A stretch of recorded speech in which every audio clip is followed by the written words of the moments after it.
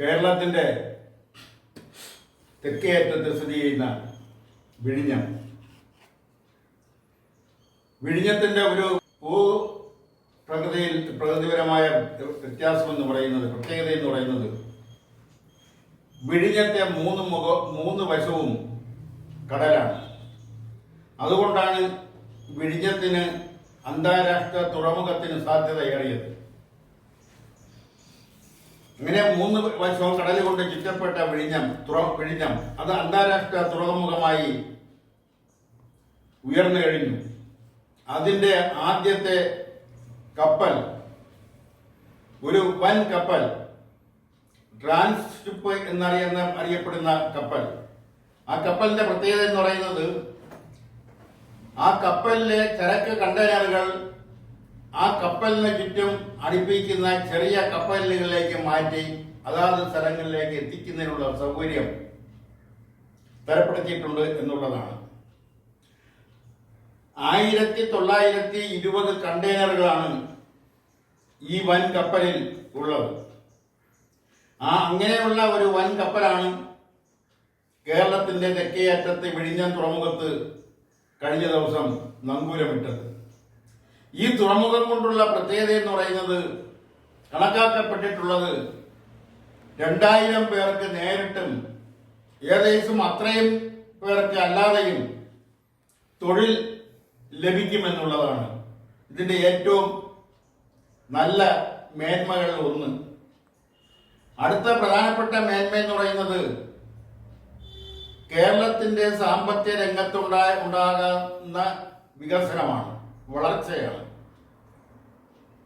ഈ കപ്പലിലേക്ക് ഇന്ധനം നിറയ്ക്കുന്നതും അതിന്റെ അറ്റകുറ്റപ്പണികൾ ചെയ്യുന്നതും ആ അറ്റകുറ്റപ്പണികൾക്ക് വേണ്ടി ഉപയോഗിക്കുന്ന സ്പെയർ പാർട്സുകളും എല്ലാം വാങ്ങുന്നതെല്ലാം അതിൽ നിന്നും ഒന്നിലധികം പേരിലുള്ള നികുതികൾ ആ നികുതികൾ കേരള സർക്കാരിന് കേരളത്തിന് ലഭിക്കുമെന്നുള്ളതാണ് അതിന്റെ രണ്ടാമത്തെ മേന്മ. ഇങ്ങനെ നിരവധി മേന്മകൾ ഉൾക്കൊള്ളുന്നതാണ് വിഴിഞ്ഞം തുറമുഖം. അതിന്റെ ആദ്യ കപ്പൽ തന്നെ ഒരു വൻകിട കപ്പലാണ്. ഇനിയും കപ്പലുകൾ വരാനുണ്ട്. നിലവിൽ 2 കപ്പലുകൾക്ക് നങ്കൂരമിടാവുന്ന കപ്പൽ ചാനലാണ് ഒരുക്കിയിട്ടുള്ളത്. അത് ആ ചാനലുകൾ ഇനിയും വർദ്ധിച്ചുകൊണ്ടേയിരിക്കും. കപ്പലുകളുടെ വരവും പോക്കും അനുസരിച്ച് ചാനലുകളുടെ വികാസം വർദ്ധിപ്പിക്കും. ഇതിന്റെ മറ്റൊരു എടുത്തു പറയേണ്ടുന്ന ഒരു പ്രത്യേകത എന്ന് പറയുന്നത്, ഈ തുറമുഖത്തിന്റെ നടത്തിപ്പ് വരുന്ന 65 വർഷം അദാനി എന്ന ഗ്രൂപ്പിനാണ്. ഇന്ത്യയിലെ ഏറ്റവും മുന്തിയ സാമ്പത്തിക നിലവാരമുള്ള, സാമ്പത്തിക കൈകാര്യം ചെയ്യുന്ന, വിവിധ മേഖലകളിൽ അവരുടെ ഗ്രൂപ്പിന്റെ പ്രവർത്തനം ഉള്ള അദാനി ഗ്രൂപ്പിനാണ് 65 വർഷത്തേക്ക് തുറമുഖത്തിന്റെ നടത്തിപ്പ് അവകാശം. അതിൽ നിന്ന് കിട്ടുന്ന ലാഭം ആദ്യത്തെ 15 വർഷം പൂർണ്ണമായും അദാനി ഗ്രൂപ്പിനാണ്. 15 വർഷം കഴിഞ്ഞ് 16ാം വർഷം തൊട്ട് 1% സംസ്ഥാന സർക്കാരിന് കിട്ടും. ലാഭത്തിന്റെ 1%മാണ് സംസ്ഥാന സർക്കാരിന് ലഭിക്കുന്നത്.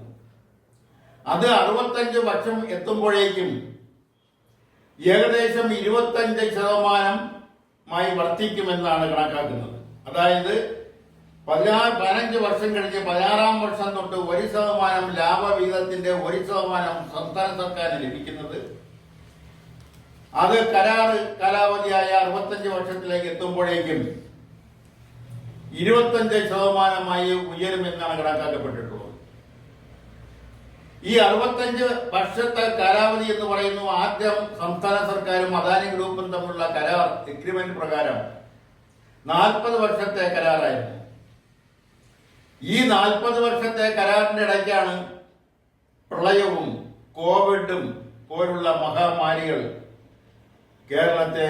കേരളത്തിലെത്തുന്നതും കേരളത്തെ ഒരു ദുസ്ഥിതിയിലേക്ക് കൊണ്ടെത്തിക്കുന്നതും. ഈ കാലയളവിൽ തുറമുഖത്തിന്റെ നിർമ്മാണ പ്രവർത്തനം നിർത്തിവെക്കേണ്ടി വന്നു, അല്ലെങ്കിൽ സുതാര്യമായി നടത്താൻ കഴിഞ്ഞില്ല.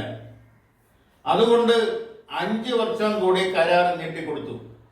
അത് അദാനി ഗ്രൂപ്പും സംസ്ഥാന സർക്കാരും തമ്മിലുള്ള ചർച്ചയിലാണ് 5 വർഷം കൂടി നീട്ടിക്കൊടുക്കാൻ തീരുമാനമായത്. അങ്ങനെ 15 വർഷം എന്നുള്ളത് 40 വർഷം എന്നുള്ളത് 45 വർഷമായി ഉയർത്തി. ഇതിന്റെ 2-3 ഘട്ടം നിർമ്മാണ പ്രവർത്തനം പൂർണ്ണമായും അതിന്റെ ചെലവ് വഹിക്കുന്നത് അദാനി ഗ്രൂപ്പാണ്.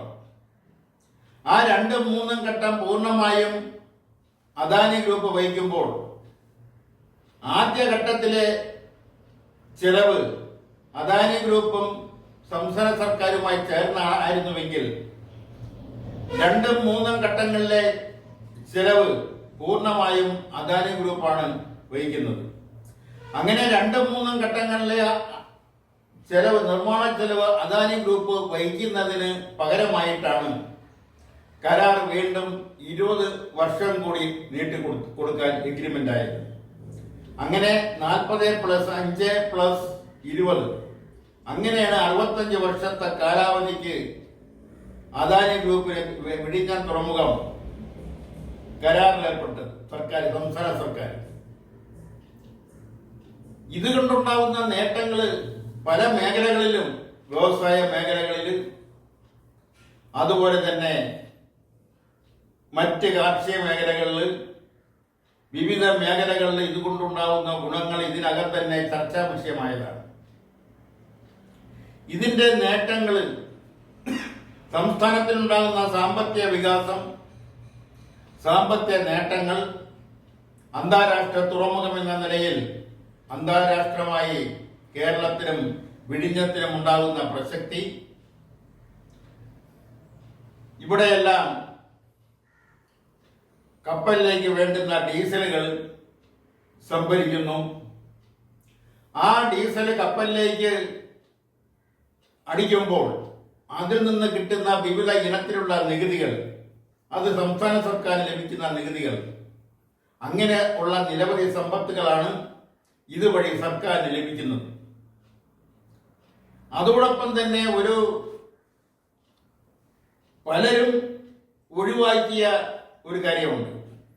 ഒന്ന്, ഈ തുറമുഖത്തിന് തുടക്കം കുറിക്കുന്നത് രാജഭരണകാലത്താണ്. ശ്രീ ചിത്രതിരുനാൾ ബാലരാമവർമ്മ, തിരുവിതാംകൂറിന്റെ രാജാവും സർ CP രാമസ്വാമി അയ്യർ ദിവാനുമായിരുന്ന ആ കാലഘട്ടത്തിലാണ് ബ്രിട്ടനിലെ ഒരു തുറമുഖം സർ CP രാമസ്വാമി അയ്യർ കാണാനിടവരികയും അദ്ദേഹം അതിനെക്കുറിച്ച് പഠിക്കുകയും അതുപോലെ ഒരെണ്ണം തിരുവനന്തപുരത്തെ വിഴിഞ്ഞത്ത് തുടങ്ങുന്നതിനുള്ള സൗകര്യത്തെക്കുറിച്ച് ആരായുകയും ചെയ്തത്. അതുമായി ബന്ധപ്പെട്ട വിദഗ്ധരുമായി ചർച്ച ചെയ്തപ്പോൾ വിഴിഞ്ഞം അതിന് ഏറ്റവും പറ്റിയ സ്ഥലമാണെന്ന് കണ്ടെത്തുകയും അങ്ങനെ സർവേ നടത്തുകയും ചെയ്തത് സർ CP രാമസ്വാമി അയ്യർ ദിവാനായിരുന്ന കാലഘട്ടത്തിലാണ്. അത് 1940-ലാണെന്ന് ഓർക്കണം. തുടർന്ന് ഇങ്ങോട്ട് പതിറ്റാണ്ടുകൾ കടന്നുപോയി. അത് പിന്നീട് ആരംഭിക്കുന്നത് ശ്രീ K. കരുണാകരൻ മുഖ്യമന്ത്രിയായിരുന്ന 1991-ലാണ്. പിന്നീട് മുഖ്യമന്ത്രിയായി വന്ന ശ്രീ A.K. ആന്റണി അത് ത്വരിതപ്പെടുത്തി. പിന്നീട് വന്ന E.K. നായർ അത് കുറച്ചുകൂടെ വിവരപ്പെടുത്തി അതിന്റെ വരുംവരായിയെ കുറിച്ച് പഠിച്ച് തുറമുഖത്തിന്റെ നിർമ്മാണ പ്രവർത്തനം തുടങ്ങുന്നതിനെ കുറിച്ചും അതുമായി ബന്ധപ്പെട്ട കാര്യങ്ങളെക്കുറിച്ചുമൊക്കെ വളരെ വിശദമായി തന്നെ പഠിക്കുകയും സർവേകളും അതുമായി ബന്ധപ്പെട്ട ചർച്ചകളും കൂടിക്കാഴ്ചകളും പ്രവർത്തനങ്ങളുടെ തുടക്കവുമെല്ലാം തുടങ്ങി വെച്ചു. അതിനുശേഷം ശ്രീ V.S. അച്യുതാനന്ദൻ മുഖ്യമന്ത്രിയായിരുന്ന കാലഘട്ടം, തുടർന്ന് ശ്രീ ഉമ്മൻചാണ്ടി മുഖ്യമന്ത്രിയായി കോൺഗ്രസിന്റെ നേതൃത്വത്തിലുള്ള സർക്കാർ കേരളം ഭരിച്ചിരുന്ന കാലഘട്ടം, അതിനുശേഷം ഇപ്പോൾ ശ്രീ പിണറായി വിജയന്റെ നേതൃത്വത്തിലുള്ള ഇടതുപക്ഷ സർക്കാർ അത് കഴിഞ്ഞ 5 വർഷവും ഇപ്പോൾ വീണ്ടും 2.5 വർഷത്തോളം എത്തിയിരിക്കുന്നു.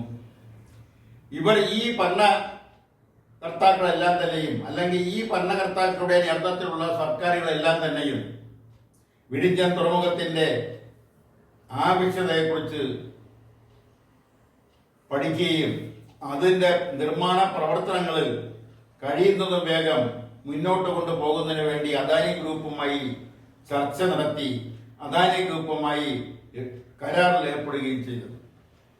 ആ സ്വപ്നത്തിന്റെ സാക്ഷാത്കാരമാണ് കഴിഞ്ഞ ദിവസം ഒരു വൻ കപ്പൽ, ചരക്ക് കപ്പൽ വിഴിഞ്ഞം തുറമുഖത്ത് നങ്കൂരമിട്ടിരിക്കുന്നത്. ഇതെല്ലാം കൊണ്ടുണ്ടാകുന്ന സാമ്പത്തിക നേട്ടം, തൊഴിലില്ലായ്മ രംഗത്തുണ്ടാകുന്ന യുവജനങ്ങളുടെ ഇടയിലുള്ള തൊഴിലില്ലായ്മ പ്രശ്നം, 2000-ലധികം പേർക്ക് തൊഴിൽ ലഭിക്കുന്നു നേരിട്ട്, അതിലധികം പേർക്ക് അതിനെ അല്ലാതെയും തൊഴിൽ ലഭിക്കുന്നു. അതോടൊപ്പം തന്നെ ഈ വികസനത്തിന്റെ എല്ലാം പശ്ചാത്തലത്തിൽ എടുത്തു പറയേണ്ടുന്ന വളരെ ജാഗ്രതയോടുകൂടി കാണേണ്ട മറ്റൊരു വസ്തുതയുണ്ട്. ഇപ്പോൾ തന്നെ തിരുവനന്തപുരം പട്ടണത്തിന്, തിരുവനന്തപുരം നഗരത്തിന് താങ്ങാനാവാത്ത വിധത്തത്രയധികം ഗൂണ്ടാ സംഘങ്ങളുണ്ട്, കള്ളക്കടത്തുകാരുണ്ട്, ലഹരി മരുന്ന് മാഫിയകളുണ്ട്. ഇതെല്ലാം ഇന്നത്തെ നിലയിൽ തിരുവനന്തപുരം പട്ടണത്തിന് താങ്ങാവുന്നതിനും അപ്പുറമാണ്. ഈ വിഴിഞ്ഞം തുറമുഖം യാഥാർത്ഥ്യമായ സ്ഥിതിക്ക്, അതിന്റെ പ്രവർത്തനം തുടങ്ങിക്കഴിഞ്ഞ സ്ഥിതിക്ക്, വിപുലമായ പ്രവർത്തനങ്ങൾ തുടങ്ങാനിരിക്കുമ്പോൾ തന്നെ മനസ്സിലാക്കേണ്ടുന്ന ഒരു കാര്യമുണ്ട്, ജാഗ്രതയോടുകൂടി തന്നെ കാണേണ്ടുന്ന ഒരു കാര്യമുണ്ട്. ഈ പറഞ്ഞ 3 കാര്യങ്ങൾ, ഗൂണ്ടകളുടെ വിളയാട്ടം, കള്ളക്കടത്തുകാരുടെ വിളയാട്ടം, ലഹരി മരുന്ന് കച്ചവടക്കാരുടെ വിളയാട്ടം, ഇത് മൂന്നും വർദ്ധിച്ചു വരാൻ സാധ്യതയുണ്ട്. കുറഞ്ഞു വരാൻ സാധ്യത കുറവാണ്. മറ്റ് കഴിഞ്ഞകാല അനുഭവങ്ങളിൽ നിന്ന് അതാണ് തെളിയിക്കുന്നത്. അപ്പൊ ഈ രംഗത്ത് വളരെ സജീവമായി സർക്കാരിന്റെ എല്ലാവിധ അന്വേഷണ വിഭാഗവും സുതാര്യമായി പ്രവർത്തിക്കേണ്ട ഒരു സാഹചര്യം കൂടി സൃഷ്ടിച്ചിരിക്കുകയാണ്. അവിടെയെല്ലാം പണത്തിന്റെ ഒഴുക്ക്, പണം കൊണ്ടുള്ള സ്വാധീനം, അതോടെ തന്നെ മറ്റ് തെറ്റായ പ്രവണതകൾ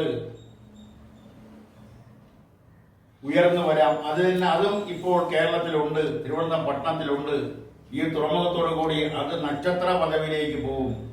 നക്ഷത്ര പദവിയിലേക്കായിരിക്കും വഴിവിട്ട ബന്ധങ്ങൾ, വഴിവിട്ട സ്ത്രീപുരുഷ ബന്ധങ്ങൾ ഒക്കെ ഉണ്ടാകുന്നത്. അതെല്ലാം വളരെ ജാഗ്രതയോടുകൂടി വീക്ഷിക്കുകയും അതെല്ലാം കടിഞ്ഞാണ് ഇടേണ്ടടുത്ത് കടിഞ്ഞാണ് ഇടുകയും നടപടിയെടുക്കേണ്ട സാഹചര്യത്തിൽ കർശനമായി നടപടിയെടുക്കുകയും ചെയ്യും. അല്ലാത്ത പക്ഷം കേരളത്തിന്റെ അവസ്ഥ മറ്റൊരു രീതിയിലേക്ക് കടന്നു പോയാൽ അതിനെ തിരിച്ചു കൊണ്ടുവരുന്നതിന് വളരെയധികം ബുദ്ധിമുട്ടുണ്ടാവും. അതുകൊണ്ട് ഇതെല്ലാ വികസനങ്ങളും കേരളത്തിന്റെയും ജനതയുടെയും നന്മയ്ക്ക് വേണ്ടിയും കേരളത്തിന്റെ അന്താരാഷ്ട്ര പ്രസക്തിക്ക് വേണ്ടിയും അതെല്ലാം ഒരു ഭാഗത്ത് നടക്കുന്നതോടൊപ്പം തന്നെ ഈ പറഞ്ഞ 3 കാര്യങ്ങളെക്കുറിച്ച് വേണ്ടപ്പെട്ടവർ, അധികാരി വർഗം, രാഷ്ട്രീയ അധികാരികളും വളരെയധികം ജാഗ്രതയോടെ കാണണമെന്നും അത് വീക്ഷിക്കണമെന്നും അവിടെയെല്ലാം തക്ക സമയത്ത് നടപടികളെടുത്തുകൊണ്ട് മുന്നോട്ട് പോകണമെന്നാണ് ഈ അവസരത്തിൽ ആവശ്യപ്പെടാനും അഭ്യർത്ഥിക്കാനുമുള്ളത്. ഇന്നത്തെ പത്രാധിപരുടെ പ്രതികരണം ഇതോടെ അവസാനിക്കുകയാണ്.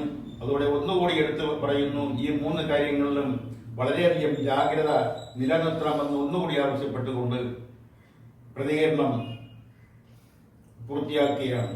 നന്ദി, നമസ്കാരം.